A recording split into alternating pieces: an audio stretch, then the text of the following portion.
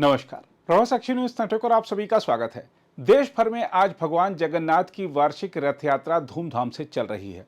मुख्य उत्सव पुरी में आयोजित किया गया तो अहमदाबाद में भी रथ यात्रा में बड़ी रौनक देखने को मिली। इसके अलावा पश्चिम बंगाल में नवनिर्मित जगन्नाथ मंदिर में भी पहली बार रथ यात्रा शुरू हुई। इसके जरिए मुख्यमंत्री ममता बनर्जी ने अगले साल होने वाले विधानसभा चुनाव से पहले हिंदुओं को साधने का प्रयास भी किया है।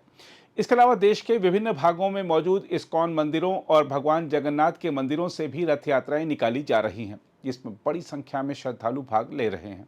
ओडिशा के पुरी में आयोजित मुख्य उत्सव की बात करें तो आपको बता दें कि 12वीं सदी के मंदिर से भगवान बलभद्र, देवी सुभद्रा और भगवान जगन्नाथ की ऐतिहासिक वार्षिक रथ यात्रा आज भव्यता और दिव्यता के साथ शुरू हुई, जिसमें लाखों भक्त भाग ले रहे हैं। हम आपको बता दें कि इस उत्सव के तहत भगवान बलभद्र, देवी सुभद्रा और भगवान जगन्नाथ ओडिशा के पुरी में गुंडिचा मंदिर में अपनी मौसी के घर के लिए अपने 9 दिवसीय प्रवास पर जाते हैं। जब भगवान जगन्नाथ मंदिर से बाहर आए तो ग्रैंड रोड पर भावनाओं का सैलाब उमड़ पड़ा और भक्तों ने हाथ उठाकर जय जगन्नाथ का नारा लगाया।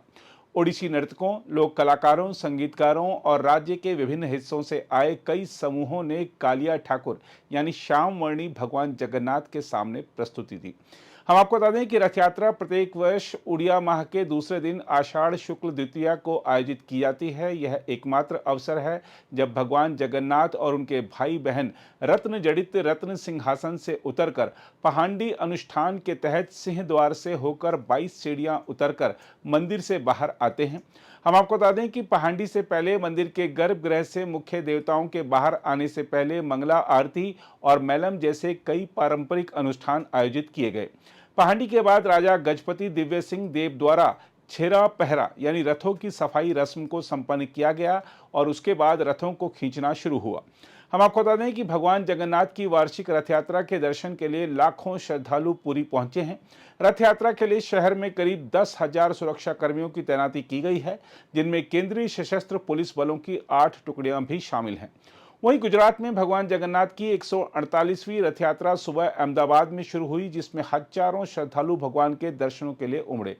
भगवान जगन्नाथ, उनके बड़े भाई बलभद्र और बहन सुभद्रा के रथों को सदियों पुरानी परंपरा के अनुसार खलासी समुदाय ने शहर के जमालपुर क्षेत्र में स्थित जगन्नाथ मंदिर से बाहर निकाला। 3 रथों की भव्य शोभा यात्रा 400 वर्ष पुराने मंदिर से शुरू हुई और पुराने शहर से होते हुए इसके रात 8 बजे तक लौटने की उम्मीद है। यह यात्रा जिन इलाकों से गुजर रही है उनमें कुछ सांप्रदायिक रूप से संवेदनशील क्षेत्र भी शामिल हैं। केंद्रीय गृह मंत्री अमित शाह और उनके परिवार के सदस्यों ने जगन्नाथ मंदिर में सुबह पूजा में भाग लिया, जबकि गुजरात के मुख्यमंत्री भूपेंद्र पटेल ने पहिंद विधि की, जो सोने की झाड़ू से सड़कों की प्रतीकात्मक सफाई की एक पारंपरिक रस्म है। शोभा यात्रा में आमतौर पर 18 हाथी, 100 ट्रक भानी मंडली जो कि भक्ति समूह है और 30 अखाड़े जो कि स्थानीय व्यायामशालाएं हैं वह शामिल हैं। वह शोभा यात्रा आज 16 किलोमीटर की दूरी तय कर रही है। कई ट्रकों को अलग अलग थीम पर झांकियों के रूप में सजाया गया है। पुलिस अधिकारियों ने बताया कि उन्होंने शोभा यात्रा के लिए सुरक्षा के व्यापक इंतजाम किए हैं। वार्षिक रथ यात्रा की सुरक्षा के लिए शहर में लगभग 23,800 सुरक्षा कर्मियों को तैनात किया गया है। इस रथ यात्रा में 14-15 लाख लोगों के शामिल होने की उम्मीद है। उधर पश्चिम बंगाल के दीघा में नवनिर्मित जगन्नाथ मंदिर के सामने भगवान जगन्नाथ और उनके दोनों भाई बहनों की मूर्तियों को रथ में स्थापित कर रथ यात्रा शुरू हुई। प्रशासन ने आयोजन को सुचारू रूप से संपन्न कराने की पूरी व्यवस्था की है।